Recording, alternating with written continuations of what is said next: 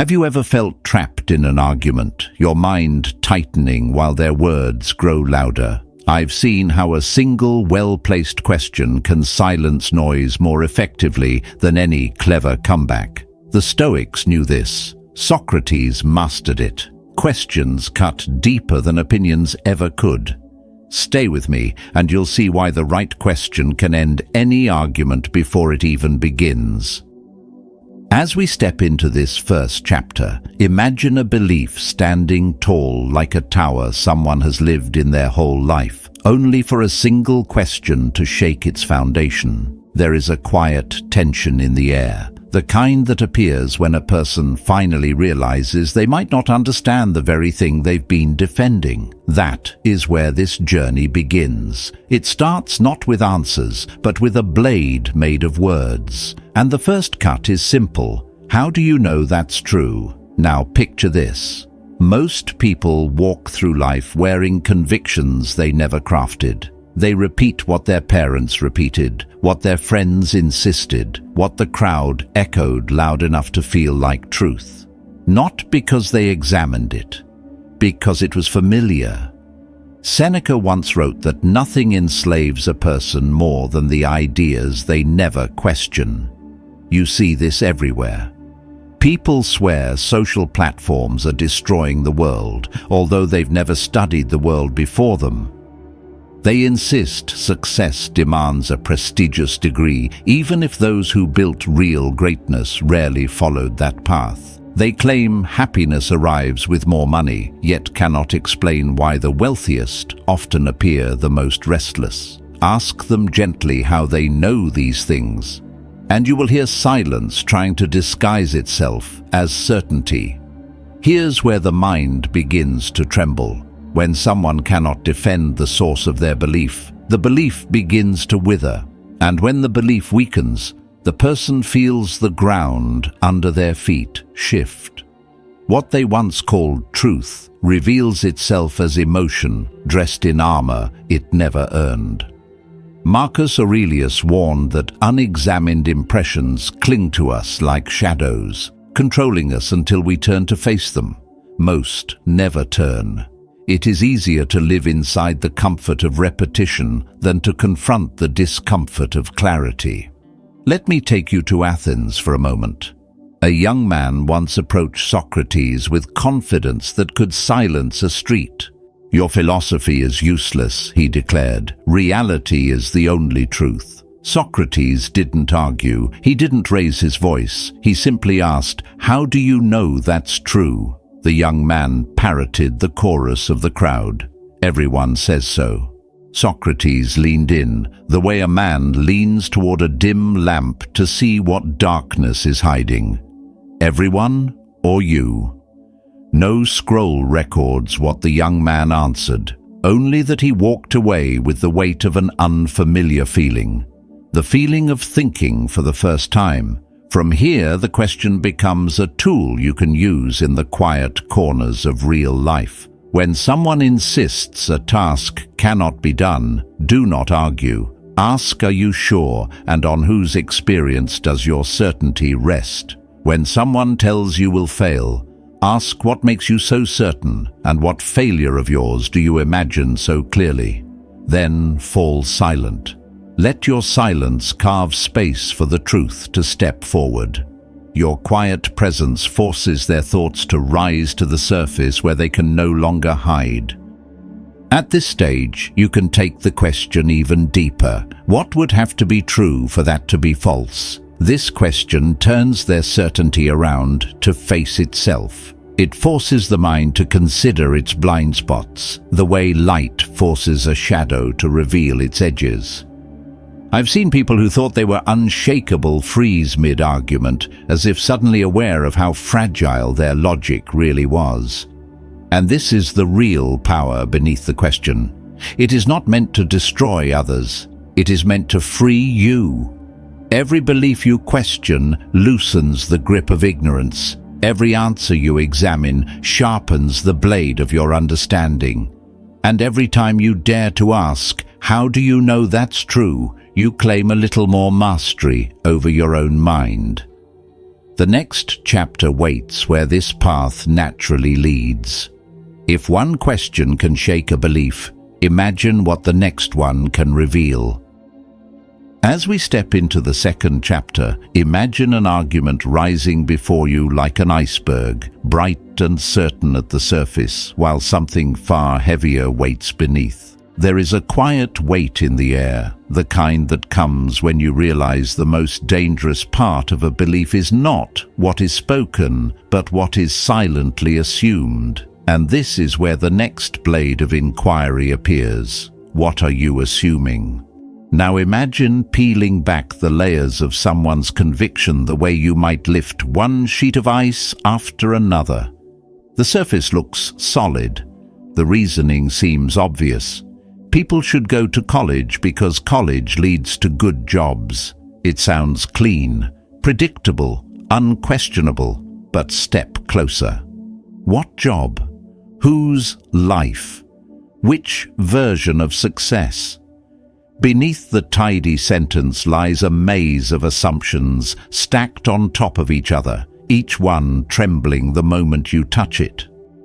It is startling how often a belief survives, not because it is true, but because no one has dared to examine the shadows underneath. Seneca once wrote that we suffer more in imagination than in reality, and assumptions are exactly that. Private imaginations we mistake for truth.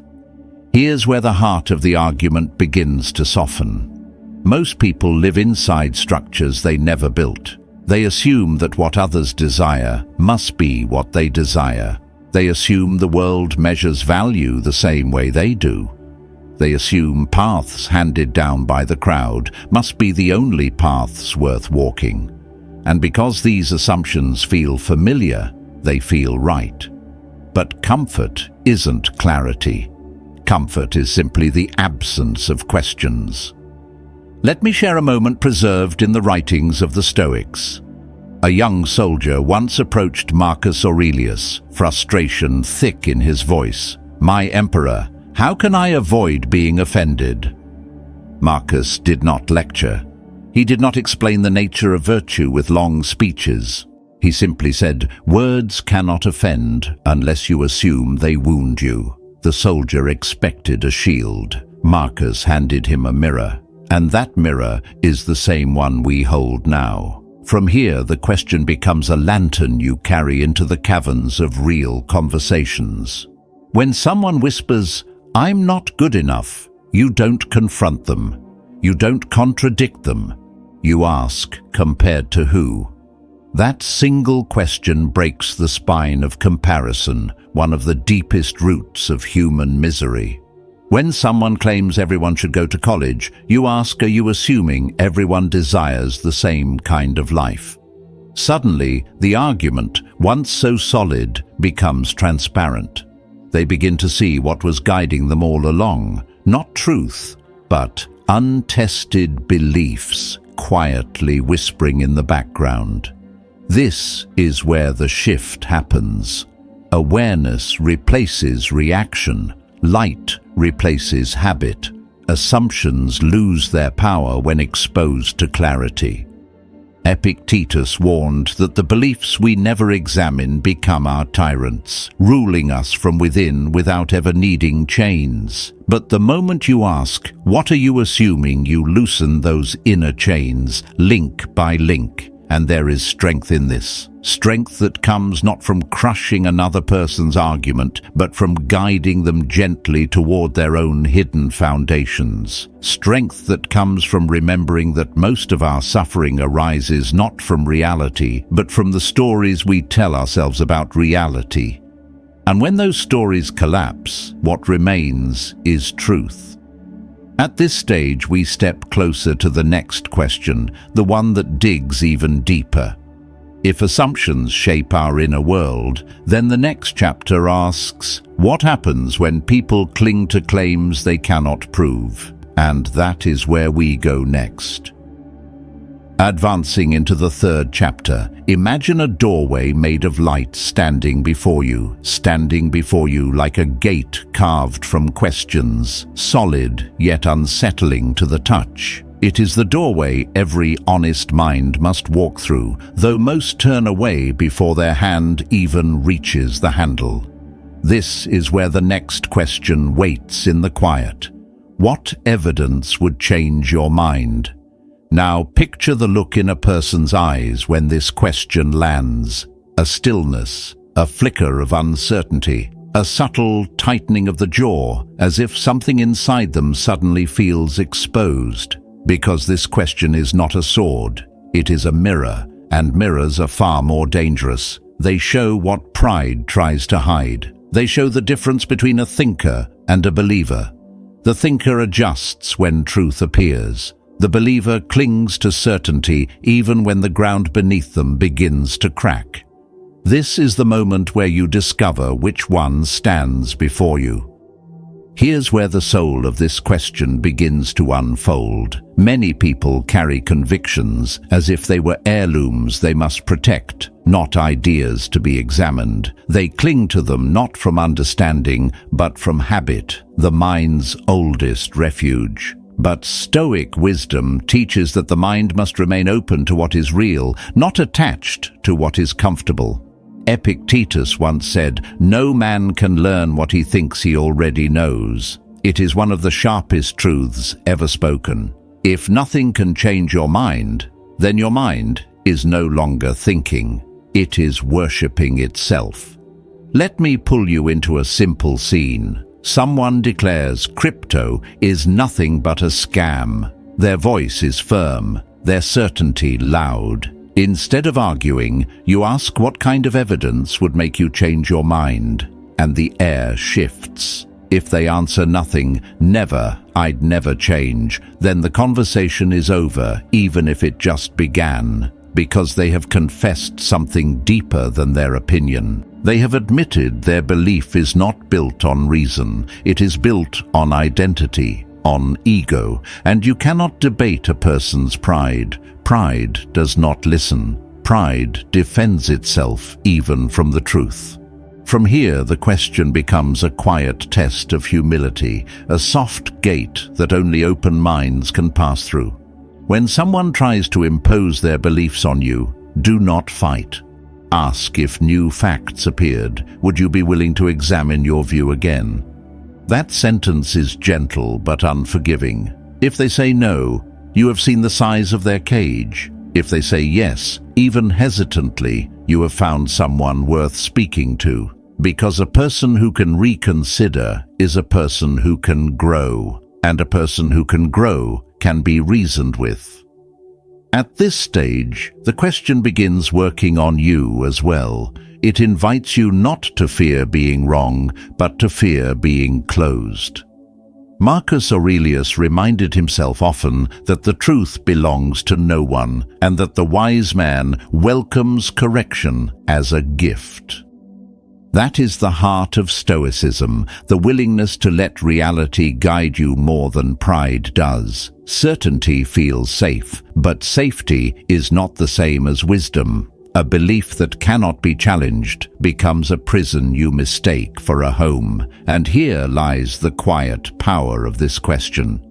It does not attack, it liberates. It does not crush the other person. It reveals whether they are still willing to walk toward truth. And that is why this question stands like a gate between two worlds, the world of those who wish to grow, and the world of those who wish only to defend who they already think they are. Now the path leads us towards something deeper still. If a belief cannot survive a test of truth, the next question asks whether the person holding it can survive the truth of themselves. Entering the fourth chapter, imagine standing at the edge of a wide field at dusk, the sky shifting colors as if reminding you that every truth has more than one shade. This is the moment where perspective becomes the real test of strength, the moment where you step outside your own certainty and see the world through someone else's window. And the question that opens that window is simple yet piercing. What would someone who disagrees with you say? Now imagine the silence that follows when you ask it. A silence that feels like a cool wind passing through a room long sealed shut. Most people never step outside themselves. They argue from instinct, defend from pride, and cling to their own angle as if another viewpoint threatens their identity. But the Stoics knew better. They taught that wisdom is not stubbornness. Wisdom is spacious.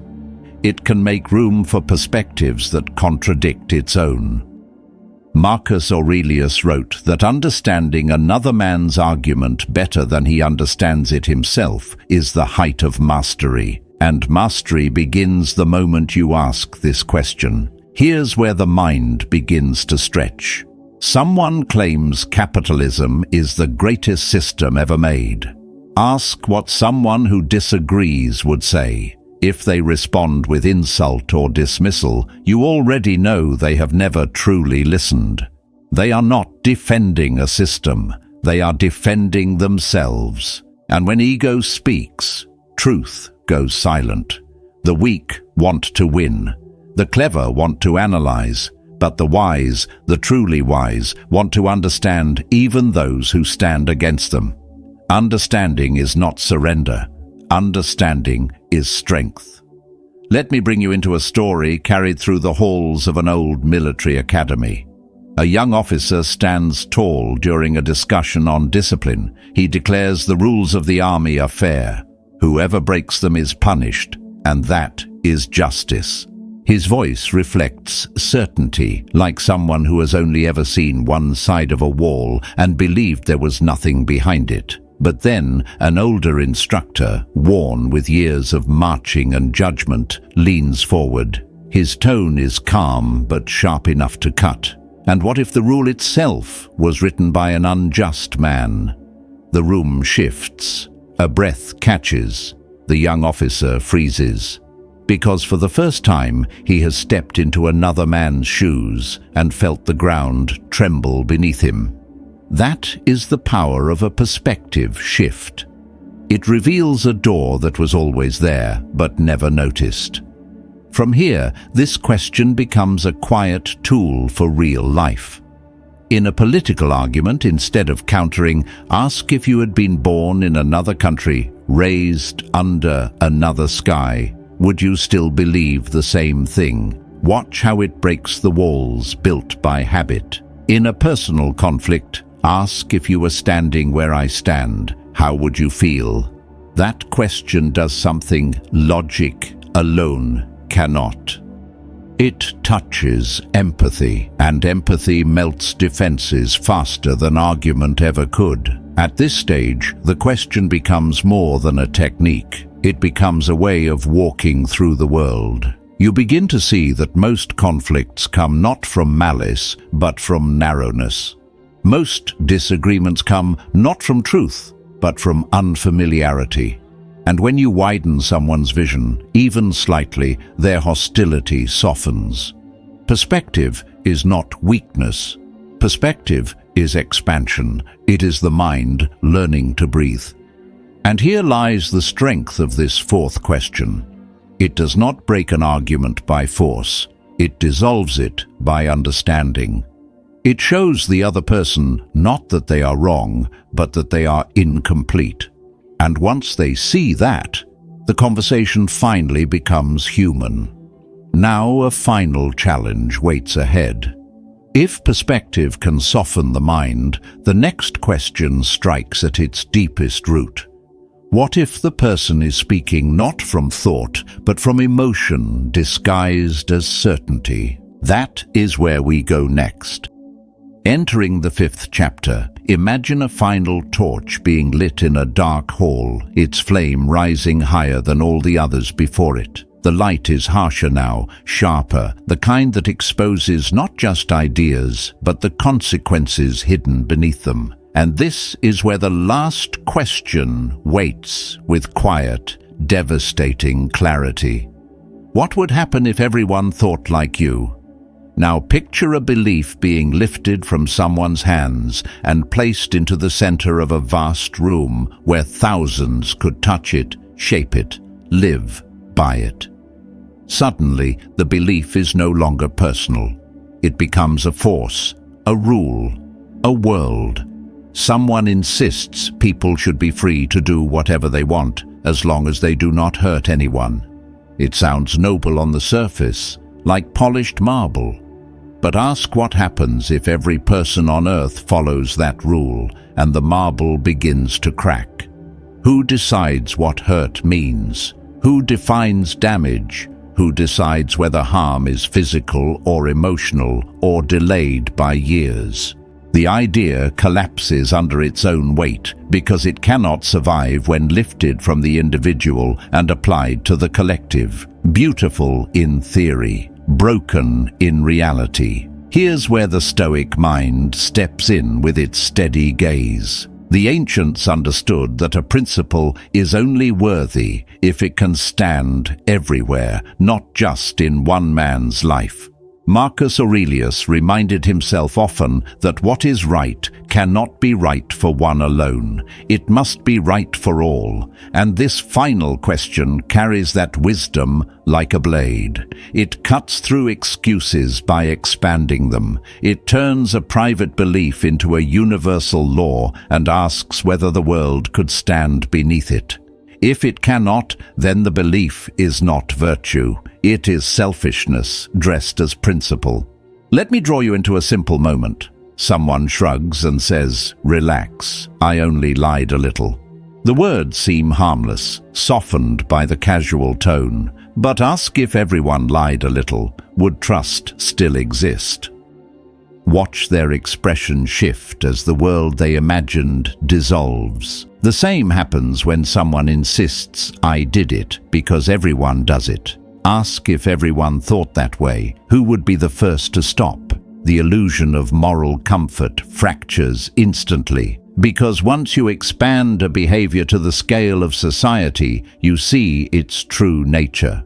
One small crack is nothing. 10,000 cracks collapse a bridge. From here, the question becomes more than logic. It becomes vision. It forces a person to imagine a world built entirely from their habits, their impulses, their shortcuts. Would that world stand, or would it fall apart before the first sunrise? This is the power of reductio, the method Socrates wielded without cruelty, but with unwavering precision. Push an idea to the edge of its own logic and see if it can still breathe. Many cannot. And when a belief cannot live outside the comfort of the individual mind, it is revealed for what it is: fragile, convenient, unsound. At this stage, the question becomes a mirror of consequences. It reflects not just what a person believes, but what their belief would do if multiplied. It shows the hidden cost of shortcuts. It shows the ripple effect of small moral errors. It shows why Stoicism demands that virtue be universal, or it is not virtue at all. And in that reflection, the argument loses its armor. What once felt righteous now feels reckless. What once felt logical now feels incomplete. And here lies the final weight of this fifth question. It brings the mind out of the clouds and forces it to stand in the world it creates. It drags abstract ideals into real streets, real homes, real lives. And most ideas do not survive that journey. The weak belief collapses. The selfish principle unravels. The convenient justification disappears like fog touched by fire.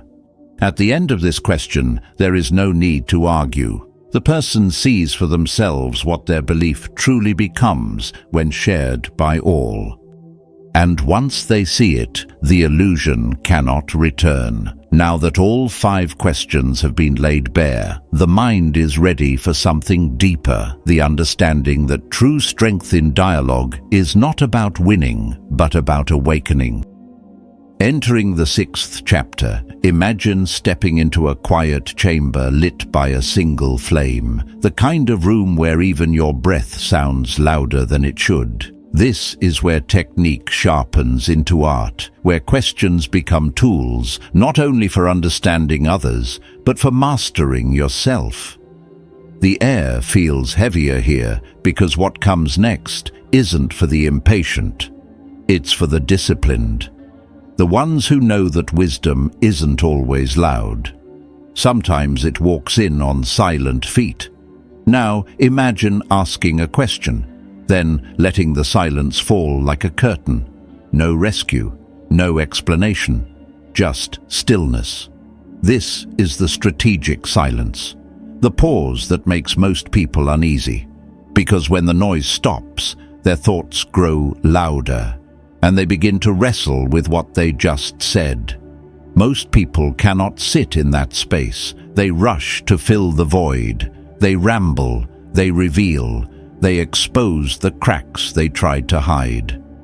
Seneca wrote that silence is a lesson in itself, one that trains the mind to see what hurried words try to bury, and in that silence, truth begins to rise. From here, you move into what I call the clarification loop.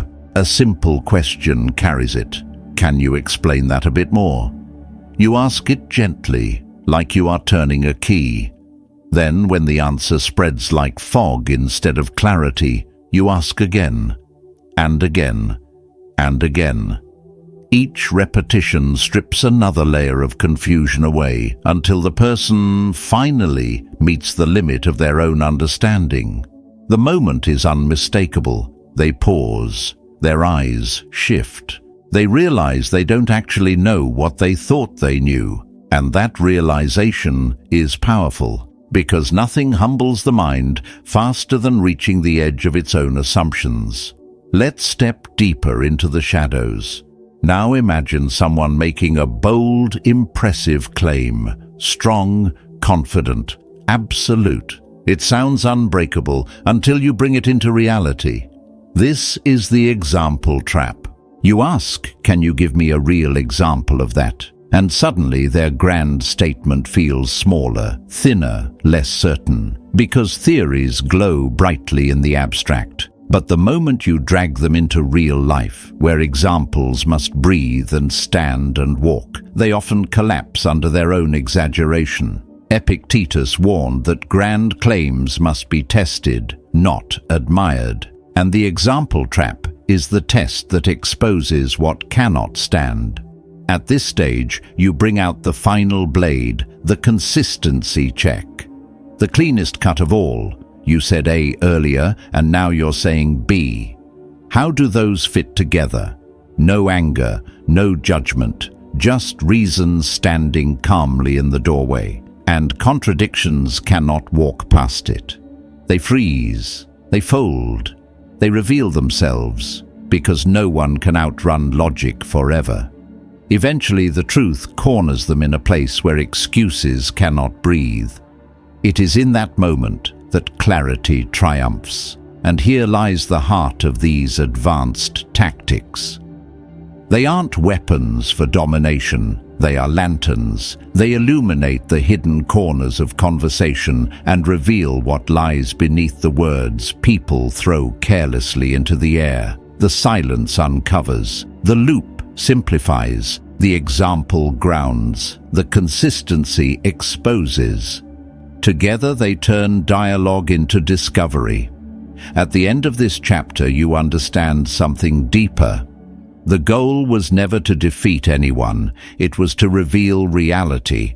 And reality, once seen, ends every argument before it begins.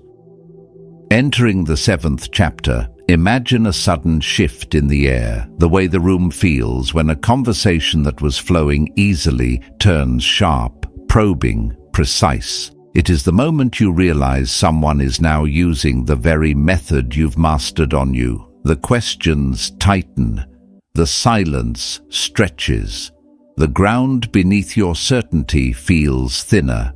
But this is not the time to panic. This is where composure becomes your shield. This is where the art of defense begins.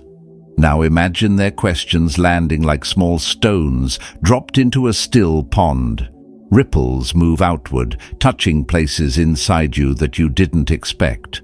In that moment, you might feel the urge to defend, to explain, to rush your words. But the Stoics taught that the mind must not be dragged by pressure. It must remain anchored. So instead of reacting, you breathe, you pause, and you say calmly, "That's a good question, but what is your view on it?" Suddenly the balance shifts.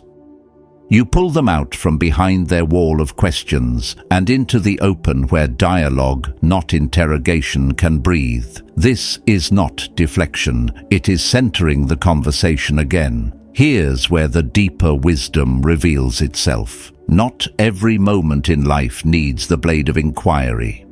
There are times when questions heal, and times when they wound. If someone stands before you in pain, trembling under grief or anger, the Stoic path is compassion, not analysis. Reason is a lamp, but a lamp cannot warm a shivering heart. Seneca wrote that a mind in turmoil must first be soothed before it can be guided. And in those moments, you do not dissect, you sit with them. Sometimes presence is more powerful than philosophy. Let's step into another scene. You raise a question in front of a superior, a leader, someone whose authority is woven into the structure of the room. They may mistake your curiosity for challenge. They may feel threatened, even when you meant no harm. Wisdom here is knowing when to soften your tone, when to delay the question, when to choose harmony over precision. The Stoics did not seek unnecessary battles. They sought clarity without chaos. From here you see another truth. In moments requiring swift action, too much questioning becomes paralysis. If the fire is spreading, you do not ask 5 layers of why. You move, you decide, you act. Even Marcus Aurelius reminded himself that excessive deliberation steals time from virtue. There is a season for inquiry, and there is a season for action. Now, picture a quiet evening with someone you love.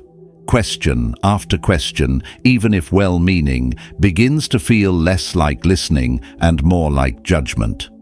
A relationship is not a courtroom, and the person beside you is not a witness to be examined. The Stoics believed that wisdom must always be paired with gentleness. Without gentleness, knowledge becomes sharp enough to harm the very people we hope to understand. At this stage, the art becomes complete. A true Stoic philosopher does not wield questions as weapons. They use them the way a gardener uses tools to uncover what needs light, what needs pruning, what needs space to grow, and they know when to put the tools down. And so, this final lesson stands firm. Mastery is not only in asking the right questions, it is in knowing when to stay silent, when to soften, when to hold space, and when to simply be human. Entering the 8th chapter, imagine dawn breaking over a modern city, light slipping between the buildings the same way a good question slips between the assumptions people hold. This is where philosophy leaves the academy and steps into real life. This is where every principle becomes a practical tool, quiet but powerful. And the question now is simple. How do we carry this wisdom into the world we wake up to every morning? Now imagine yourself at work, a deadline approaching, tensions rising, the room breathing with unspoken opinions. Instead of commanding, "Do it this way," you pause and ask, what risks do you see if we tried the opposite? The shift is immediate. People straighten, they think, they contribute. Seneca once wrote that no one learns under fear, only under respect. And this simple question builds respect without force. People commit more deeply to ideas they helped shape. You don't gain obedience, you gain alignment.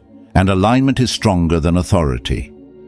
From here, the scene changes. You're sitting across from someone in a negotiation or a sale. Instead of pushing, persuading, cornering, you lean back with quiet curiosity. If everything stays the same, what will your situation look like 6 months from now? Their eyes drift upward. They imagine, they confront their own inertia. Marcus Aurelius said that clarity often frightens us because it shows us what must change. A good question does not sell, it awakens, and once a person awakens, the decision becomes theirs. No pressure needed. Now imagine a child standing before you, stubborn, emotional, teetering between impulse and understanding. Instead of shouting, you ask, "What do you think will happen if you do that again?" The question slows them down. It forces their mind to meet the consequences before their actions do. Maturity begins not with punishment, but with reflection. That is not control. That is awakening. And awakening lasts longer than fear ever will. Let's step into the quiet space of love. Two people, one misunderstanding, one rising frustration. In this moment, logic becomes a dull blade. So instead of trying to win, you ask, what do you need most to feel heard right now? The air softens, the defenses lower. Suddenly you are not opponents, you are allies again. Epictetus reminded his students that the chief task in life is simply this: to identify and separate things so that we may respond wisely. Sometimes the wisest response is empathy disguised as a question. At this stage, we reach the final truth. A single honest question can do what 1,000 clever words never could. But with power comes responsibility. Socrates was sentenced to death not for lies, but for truths that wounded the pride of the powerful. Questions are power, and every power demands ethics. Here is the code you must protect. Intellectual humility. You do not have all the answers. Sincere curiosity. Ask to understand, not to conquer. Collaborative thinking. Seek dialogue, not dominance. And here are the 4 vices you must guard against. Intellectual arrogance, believing your mind stands above others. Humiliation disguised as wisdom, using questions to wound instead of heal. Endless skepticism, tearing everything down while building nothing back. And the judge's mindset, assuming you alone hold the truth. From here, imagine facing someone loud, stubborn, angry, their voice rising, their certainty roaring. You do not need to shout to be right. You only need to ask softly to make them think. True power is not in forcing others to listen to you. It is in helping them hear themselves. And as the final light fades, recall the question Socrates once offered humanity. Are you sure you truly understand yourself? Perhaps it is still the one question the world has yet to answer. These 5 questions were never meant to break others. They were meant to open the mind of anyone courageous enough to seek clarity over pride. A calm thinker does not rush to win. A calm thinker observes, reflects, and guides truth into the light. Use these questions in conversation, but begin by letting them reshape the way you understand yourself. When you learn to ask with sincerity, fear fades and clarity grows. If this message stayed with you, share your thoughts below with just 3 words: I choose clarity. And if you wish to walk further on this path of steady strength, feel free to subscribe so the next lesson reaches you. The journey continues, and there is more waiting for you.